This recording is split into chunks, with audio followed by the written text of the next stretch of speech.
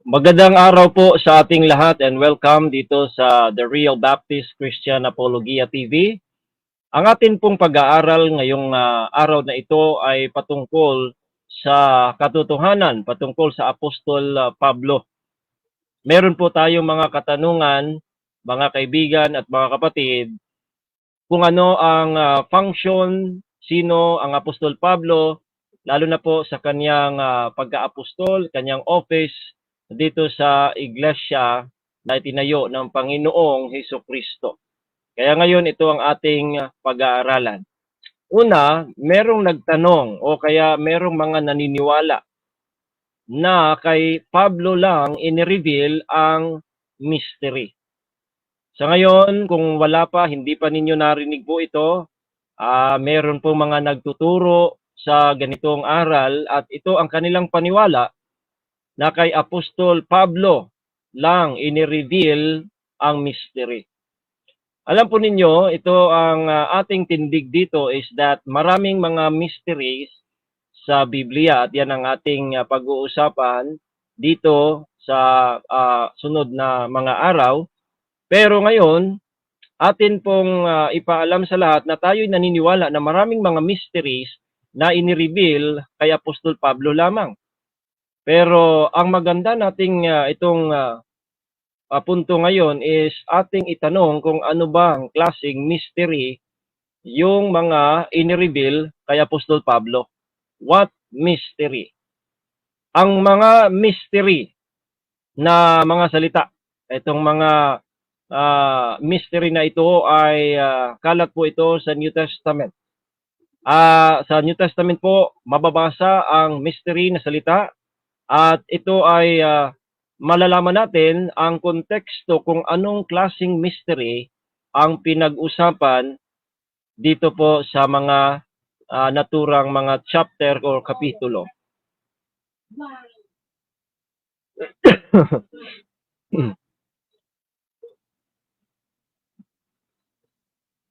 Okay, unang katanungan, anong mystery? So dito, pagka itong talata na ito ang gagamitin, mga kapatid, basahin po natin ang Roma 16:25, King James Version. Now to him that is of power to establish you according to my gospel and the preaching of Jesus Christ according to the revelation of the mystery which was kept secret since the world began. Yan po yung sabi sa talata na ito. Ngayon, atin po yung mababasa ang salitang mystery. Ang sabi na which was kept secret since the world began. At anong mystery po yun? At kanino inireveal ay ituloy lang natin ang basa. Sa verse number 26, ito ang ating mababasa. But now is made manifest. And by the scriptures of the prophets, according to the commandment of the everlasting God, made known to all nations for the obedience of faith. Okay, ang mystery na nabanggit dito, ayon sa ating binasa ay nai-reveal po sa pamamagitan ng mga kasulatan ng mga propeta. At ito ay in-reveal, made known to all nations. Pansinin niyo po yung naka-highlight. Meron pong mga palusot dito na ito daw ay kaisa dito sa verse number 25 na ang sabi, now to him that is of power to establish you according to my gospel. Yun daw yung number 1 dahil sa salitang according. At ang sabi pa, and the preaching of Jesus Christ according to the revelation of the mystery, yan daw ay iisa doon po sa 26 ay mali po na exegesis yon. Malinaw po ang talata na ang sabi niya, to him, which is Jesus Christ, now to him that is of power to establish you, yung mananampalataya sa Roma, according to my gospel, and the preaching of Jesus Christ, according to the revelation of the mystery. Ito na po yung description ng mystery na which was kept secret since the world began. Pero ang sabi, but now. Ayan yung konteksto. Malinaw ang konteksto na ngayon, sinabi po ng Apostol Pablo sa kanyang panahon. Kasi malinaw po, but now. Sabi niya, but now is made manifest. Naihayag. Paanong paraan? Sabi niya, and by the scriptures of the prophets. Yung pong naka-highlight na by the scriptures of the prophets, ayan po ay connection, kaya may comma, dahil may connection yan na made known to all nations for the obedience of faith. Additional information lamang po yung according to the commandment of the everlasting God. Because the commandment of the everlasting God is to reveal or to manifest this mystery which was kept secret. Kaya sa paanong paraan, hindi po sa Apostol Pablo lamang.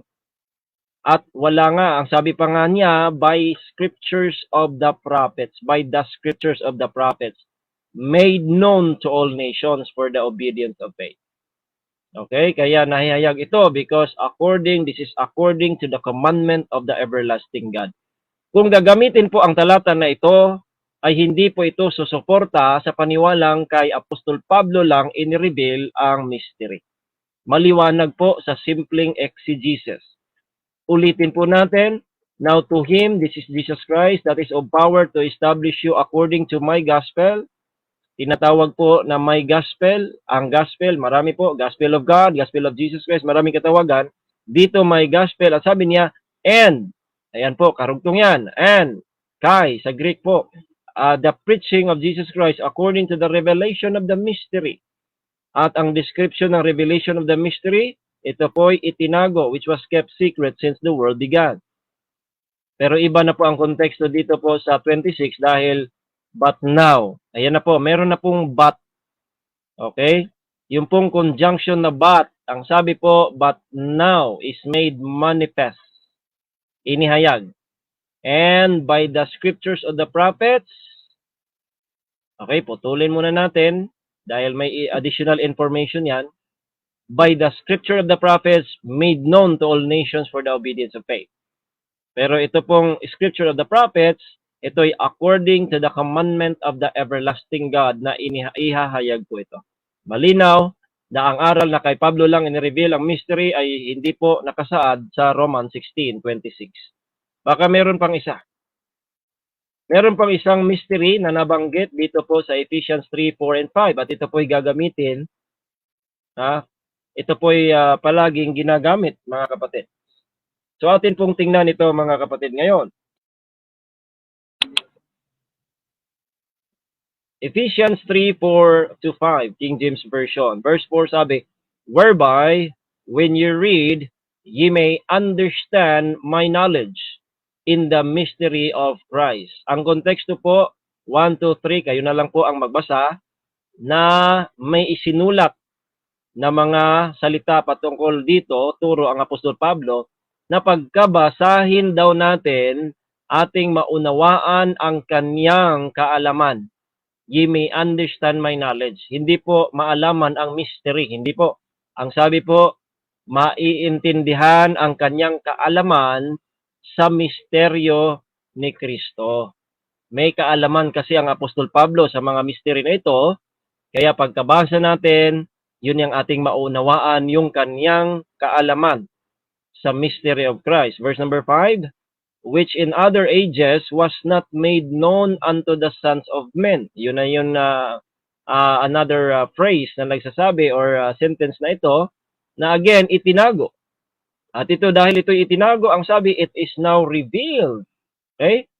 It is now revealed unto His holy apostles and prophets by the Spirit. Pansinin niyo po ang paniwalang kay Apostol Pablo lang in-reveal ang mystery. Again, anong mystery? Dahil itong mga talata na ito ay may mga sasabihin po ito kung ano-anong mga misteryo yon. At we have read the word mystery, mystery of Christ, mystery. Kaya ang sabi dito, which in other ages was not made known unto the sons of men. as it is now revealed, kanino? Kay Apostol Pablo lang? Hindi po.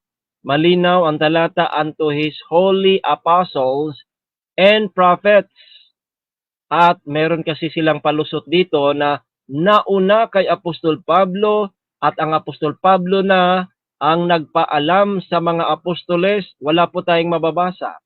At hindi yan ang ating nabasa ngayon. Baka merong ibang mga talata, ngunit sa talatang ito, ang ating mabasa is now revealed kanino? Unto his holy apostles and prophets at sa pamamagitan ng the Spirit. Hindi kay Pablo, kundi by the Spirit. Pero yung holy apostles, of course, kasama po siya diyan.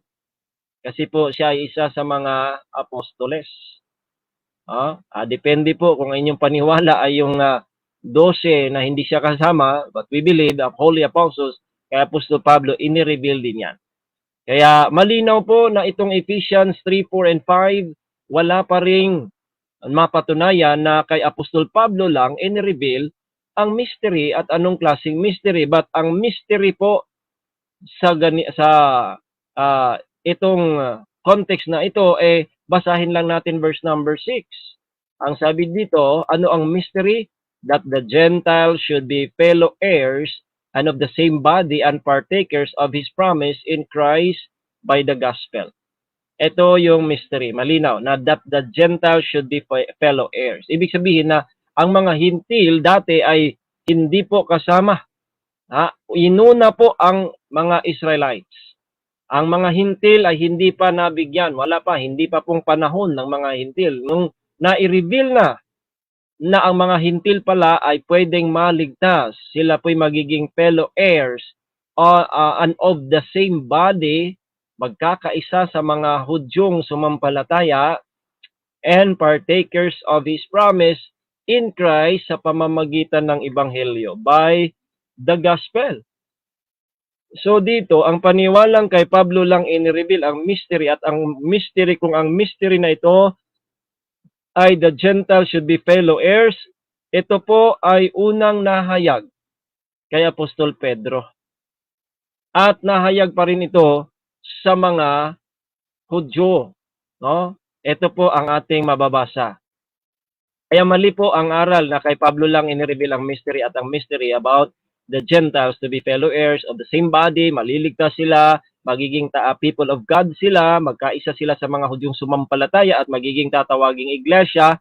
Ayan pong mystery na yan ay na-reveal po kay Apostol Pedro. Kasi nga, sabi niya kanina, by unto the apostles and unto the prophets. Meron pang mga propeta. Unahin natin mga apostol.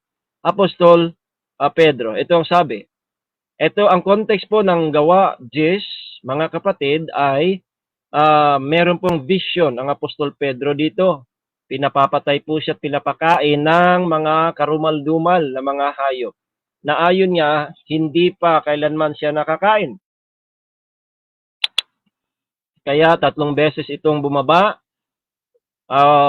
Hindi po siya talaga kumain, kaya naibalik ito. And now, pagkatapos ay ang konteksto, siya po ay inutusan ng Espiritu na sumama papunta kina sa sambahayan ni Cornelius.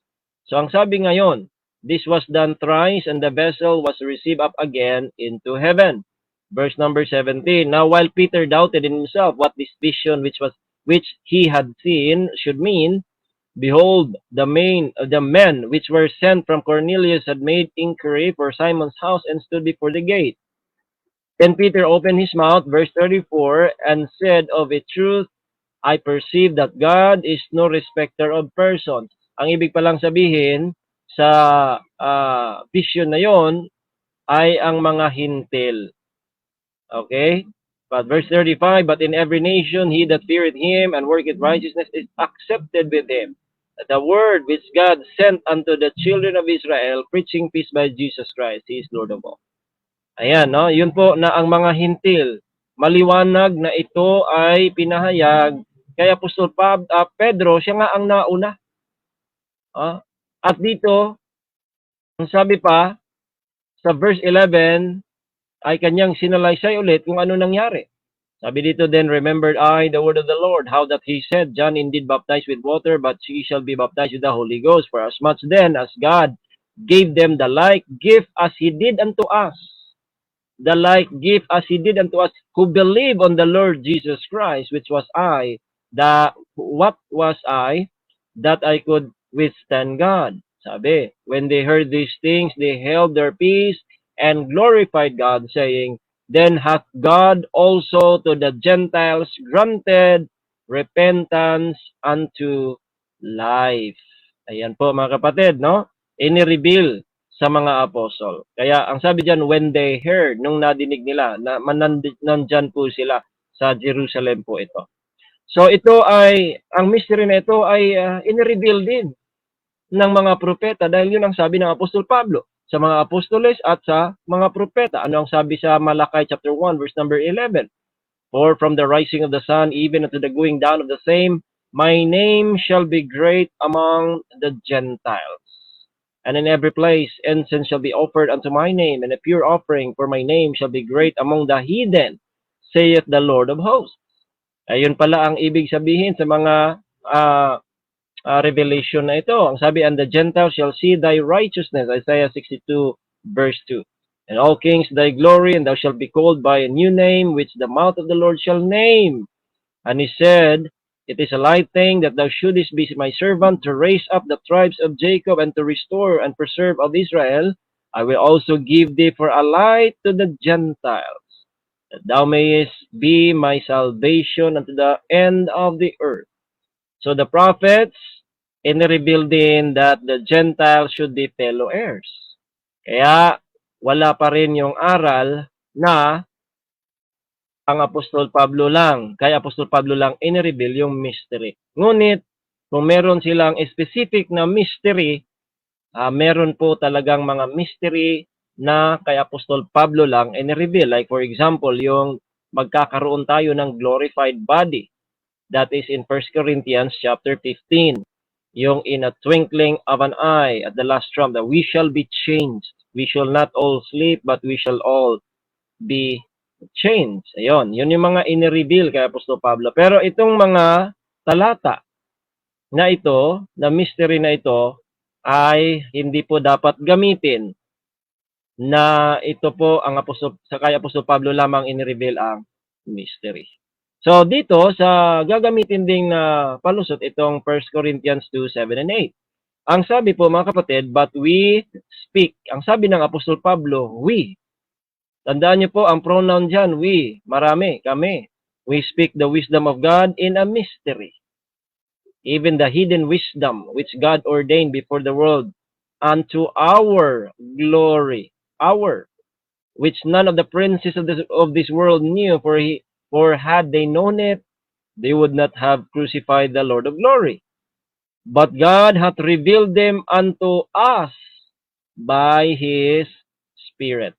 For the Spirit searcheth all things, yea, the deep things of God. Malinaw mga kapatid na sinabi ng Apostol Pablo na sila, kami. Kami. At ang nag-reveal, Espiritu. Alright.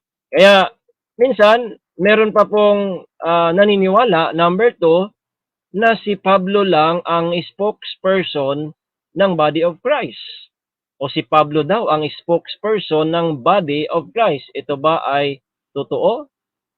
Ito ba ay totoo? Ang sabi po dito sa 1 Corinthians 4:9, for I think that God hath set forth us, the apostles, last, as it were appointed to death, for we are made a spectacle unto the world, and to angels, and to men. So hindi lamang ang Apostol Pablo ang spokesperson ng body of Christ, kundi ang lahat ng mga apostol at mga propeta. Mamaya babasahin po natin yan. So hindi lamang po ang Apostol Pablo ang spokesperson ng body of Christ. Kaya hindi lamang ang Apostol Pablo ang paniwalaan ng body of Christ. Ito po ang sabi sa 2 Corinthians 3:6. Who also hath made us able ministers of the New Testament, not of the letter, but of the Spirit, for the letter a letter killeth, but the Spirit giveth life. Ayan, malinaw po mga kapatid. Ano pa?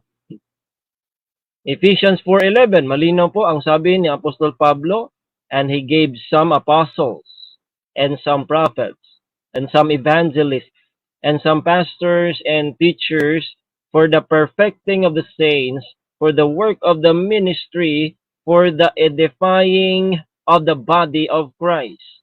Yung edification of the body of Christ, wala pong iba, kundi yun po'y preaching. Teaching also can edify. Preaching can edify. And we are talking of the body of Christ. Ang sabi ng Panginoong Jesucristo dito, mga kapatid, or Apostol Pablo pala, through him, sabi dito, and he gave some apostles. So ngayon, tingnan po natin, according to 2 Peter 3:15, ito ang sabi ng Apostol Pedro, an account that the long suffering of our Lord is salvation, even as our beloved brother Paul also, according to the wisdom given unto him, hath written unto you, as also in all his epistles, speaking in them of these things. Ang Apostol Pedro, siya po'y nangaral ng mga bagay na ito, pero ang sabi pa niya, ang mga epistle ng Apostol Pablo ay nagsasalita din patungkol sa mga bagay na ito, in which are some things hard to be understood, which they that are unlearned and unstable rest, as they do also the other scriptures unto their own destruction. So malinaw po mga kapatid na hindi lamang ang Apostol Pablo ang spokesperson ng body of Christ. Mali po na paniwala yon. Ay may mga objection, natural. May mga objection. Ang objection ay si Pablo ang apostol ng mga hintil. At totoo yun. Nasa Galatia 2 po yun. Pero ang tanong, ilan bang klaseng tao ayon sa Bible? Ang sabi po, o ano ba ang ibig sabihin? Dito po sa Galatia 2:7, ang sabi po, but contrariwise, when they saw that the gospel of the uncircumcision was committed unto me, as the gospel of the circumcision was unto Peter. So meron pong gospel of the gospel of the Jews, and then the gospel of the Gentiles. Ayan. Anong sabi? Galatians 2:8, for he that wrought effectually in Peter to the apostleship of the circumcision, the same was mighty in me toward the Gentiles. Okay? Yan po natin makikita. Merong Jews and Gentiles dito na binabanggit. At ang sabi, and when James, Cephas, and John, who seemed to be pillars, perceived the grace that was given unto me, they gave to me and Barnabas the right hands of fellowship, that we should go unto the heathen, and they unto the circumcision. Malinaw po na ang ibig sabihin ng pagka-apostol ng Apostol Pablo sa mga hintil, siya ang magdala ng ebanghelyo doon sa mga hintil. By the way, ang Apostol Pedro, okay? Ang Apostol Pedro po, siya lamang ang nagbukas ng ebanghelyo sa Acts 10 sa mga hintil. Pero ngayon, ang magdadala po, even ang Apostol Pablo, siya po'y nangaral pa rin sa ebanghelyo sa mga Hudyo, Acts chapter 13.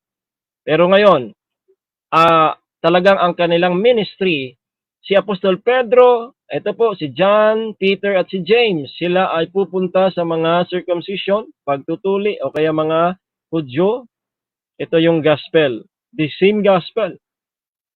At ang Apostol Pablo naman at si Barnabas sa mga hintil. So, ngayon mga kapatid, iyan ang ibig sabihin. Hindi po magiging spokesperson na si Apostol Pablo lang sa body of Christ dahil ang kanyang pagka-apostol ay siyang magdala ng ebanghelyo sa mga doon po sa mga hintil. Ngayon, ang sabi po sa Biblia, meron pong tatlong klaseng tao sa Bible. Meron pong Jews o circumcision, meron pong Gentiles o uncircumcision, pero meron pong Church of God.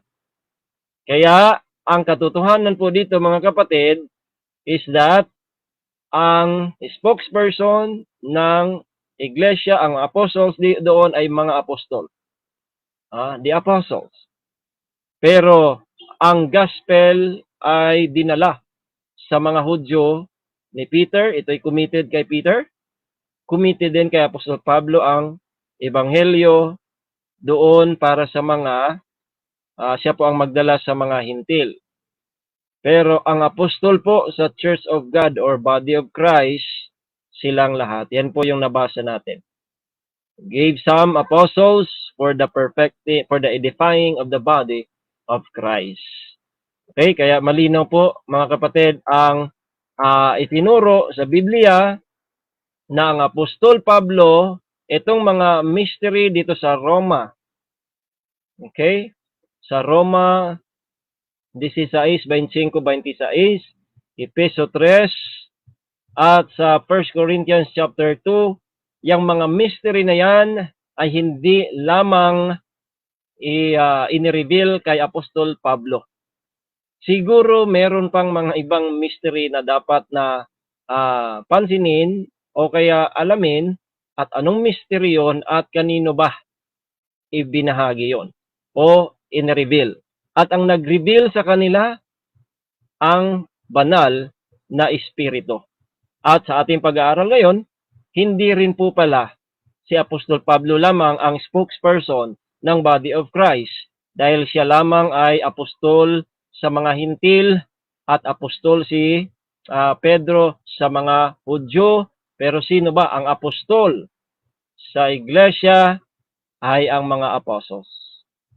Kaya ito po ang sabi pa doon po sa Ephesians, kalimutan ko po yung talata, ang Ephesians po, sabi po doon, built by the apostles. Basahin po natin yung talata, akin na lang pong paste po ito as I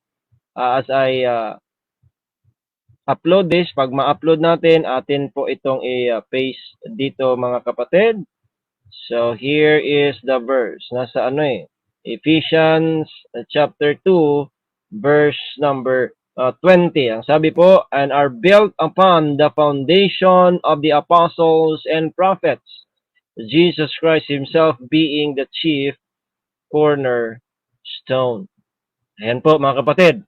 Kaya malinaw po ang aral natin ngayon. Huwag nating paniwalaan ang mga nagtuturo na kay Apostol Pablo lang inireveal ang mystery tapos gagamit ng Roma Kapitulo 16, 25-26, gagamit ng Efeso Kapitulo 3, at saka yung 1 Corinthians chapter 2. Maybe other mysteries, but not these mysteries on these verses dahil wala pong talata na kay Apostol Pablo lang in-reveal ang mystery. At wag natin paniwalaan agad. Talagang i-reject natin. Iwasan natin yung aral na si Pablo lang ang spokesperson, siya lang yung paniwalaan. Hindi po yan ang itinuro ng Apostol Pablo mismo dahil hindi po nagkabahagi ang katawan ni Kristo. Wag nating ibalik ang sakit ng mga taga-Korinto dati na nagsasabi, I am of Paul, I am of Cephas, I am of Christ, I am of Apollos. Ang sabi ng Apostol Pablo, is Christ divided? Is Christ divided? Hindi po. Isa lamang ang body of Christ at ang body of Christ merong mga apostol for the edifying of the body of Christ. Maraming salamat po sa inyong panonood.